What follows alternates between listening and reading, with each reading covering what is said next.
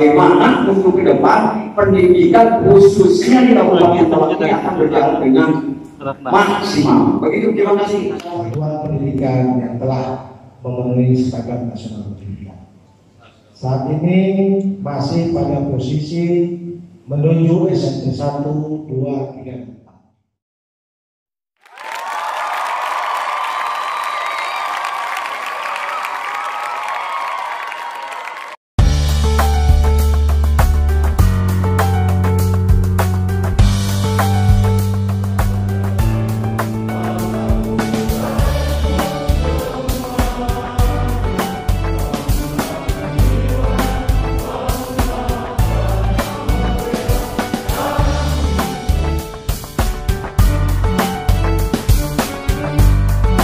Kesempatan ini izinkan saya untuk menyampaikan laporan kegiatan sebagai berikut.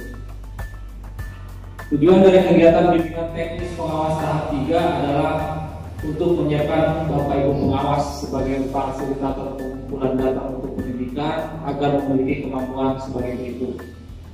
1. Dapat melakukan pengumpulan data untuk sekolah. 2. Dapat memahami dan menjelaskan mekanisme pelaksanaan pengumpulan data mutu sekolah dari mulai persiapan, pelatihan, pelaksanaan, serta monitoring dan evaluasi. 3. Memahami dan menjelaskan isi instrumen pengumpulan data mutu sekolah. 4. Berperan sebagai fasilitator bersama dengan fasilitator daerah sebagai koordinator dalam pelaksanaan pengumpulan data mutu pendidikan pada satuan pendidikan.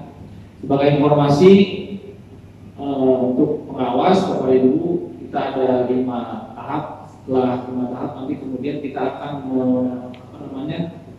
mengundang operator sekolah dan juga ketua K3S dan KKS di masing-masing daerah. Yang kelima, dapat menjelaskan pengisian instrumen pengumpulan data untuk pada sekolah. Dan keenam, dapat berinteraksi dengan responden pengumpulan data mutu sekolah. Yang ketujuh, melakukan verifikasi dan validasi data mutu sekolah. Dan yang kedelapan, dapat memandu proses pengisian data ke aplikasi pengumpulan data mutu sekolah.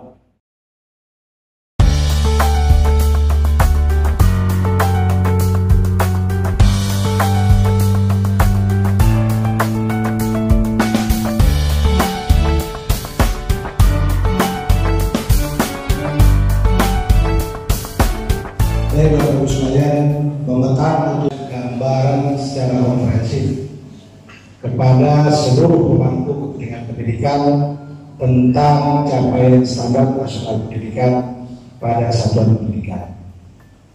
Di mana standar nasional pendidikan itu sendiri berdasarkan peraturan pemerintah nomor 19 tahun 2005 adalah pada pasal 1 kriteria minimum tentang sistem pendidikan di wilayah hukum negara kesatuan Republik Indonesia. Seringkali saya sampaikan Bapak Ibu sekalian bahwa mutu pendidikan di Indonesia belum sesuai dengan apa yang kita harapkan. Hasil pemetaan mutu yang dirilis tahun 2016 menyebutkan bahwa hanya 16% satuan pendidikan yang telah memenuhi standar nasional pendidikan. Saat ini masih pada posisi menuju SMP 1, 2, 3.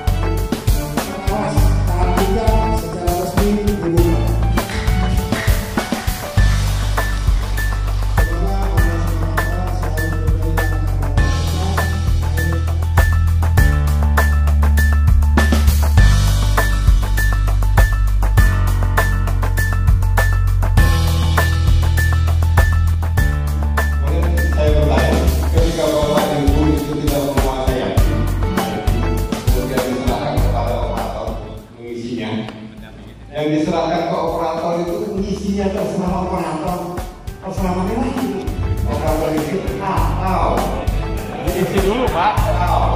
Bapak minta didampingi. Iya. Yang isi saya, ya. Cuman artinya terterang pencet komputer rumah operator yang pencet Ada yang seperti itu. Ada yang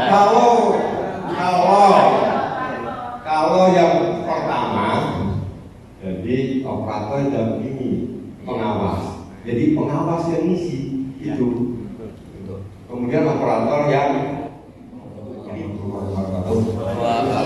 nama saya Ibu Kuswandi dari Lebak, lebih tepatnya Cijaku, Pak. Menyambung selain apa yang diutarakan oleh rekan kami tadi terkait dengan banyaknya sekolah yang kosong, tidak ada kepala sekolahnya, itu pasti akan berdampak juga terhadap kegiatan PMP ini. Kemudian ada dua kendala besar sebenarnya apa yang kami hadapi di daerah. Yang pertama, guru kolot-kolotna Pak menjadikan bahasa tidak menguasai IT. Kemudian yang masih muda juga keterbatasan dalam penguasaan IT itu menjadi kendala, sehingga akhirnya itu kegiatan input data PMP itu terfokus kepada operator sekolah. Jadi apa yang Bapak harapkan tadi barangkali setiap responden harus input sendiri, apalagi kalau berkaitannya dengan komite segala ya. Komite sekolah masih ada ya Pak sebagai responden. Itu kayaknya menjadi hal yang sangat mustahil ya Pak. Kemudian kendala yang keduanya adalah terkait dengan ketersediaan akses internet, Pak. Ya, betul. Akses internet, nah, sehingga dengan kegiatan PMP ini betul-betul menyita waktu bagi guru-guru yang di tempatnya tidak ada akses internet itu kudu ngendong, Pak. Berhari-hari nginep ke tempat yang memiliki akses internet. Jadi itu pun merupakan kendala yang sangat besar. Jadi harapan kami dalam PMP ini kalau bisa disederhanakan, malah lebih sederhana lagi instrumennya, jangan terlalu banyak seperti tahun-tahun kemarin, sehingga satu responden aja pertanyaannya hampir 500 ya Pak ya. 700 Pak, 700 pertanyaan. Itu dapat kita bayangkan bagi mereka yang masih internet ngaraba-raba, repot kalau disuruh input sendiri 2 bulan tidak akan beres. Jadi itu saja barangkali kendala yang terkait dengan PMP. Saya yakin untuk Kabupaten Lebak banyak sekali. Nama saya Pak Maman, pengawas dari Kabupaten Lebak. Langsung ke permasalahan Pak. Bagi pribadi saya mungkin, bagi yang lain tidak, saya agak kebingungan masalah mutu sekolah untuk pendidikan, karena ada pemetaan mutu pendidikan, ada juga akreditasi, ada juga sekolah model. Semuanya yang dipotret adalah 8 standar. Itu adalah sama-sama 8 standar. Lalu ada pertanyaan tentang saya, berapa persen atau batasan minimum? Adakah permintaan dari dinas kabupaten kota kepada PMP berapa harusnya mutu sekolah yang ada di kabupaten kota masing-masing? Batasannya seperti apa mutu sekolah itu bisa tercapai? Berapa persen dari 8 standar itu bahwa mutu sekolah bisa tercapai di satuan pendidikan? Satu pertanyaannya, karena ada 3 elemen, baik akreditasi kan ditinjau 5 tahun sekali. Setelah itu sudah selesai, tidak ditinjau kembali. Kemudian 5 tahun ditinjau lagi. Kalau memang hasilnya juga seperti itu, berarti sekolah dari tempat. Dari B nanti akreditasi B lagi. Mereka tidak bergerak. Kemudian kemudian ada pemetaan mutu dan ada lagi yang baru adalah sekolah model. Masih 8 standar. Jadi berapa batasan presentasinya bahwa satuan pendidikan bisa mencapai mutu pendidikan yang diinginkan bersama? Yang kedua, sebagaimana disampaikan tadi oleh Kabupaten Lebak, betul bahwa di binaan saya mungkin kepala sekolahnya akan tunduk, tidak bisa berdaya karena hasil pemetaan COVID itu banyak yang mana akan dipendekkan dan sarana prasarana. Sarana prasarana itu adalah link ke dapodik. Sementara dinas atau Pemda sendiri, mana sekolah yang kekurangan sarana, mana sekolah yang dapat bantuan.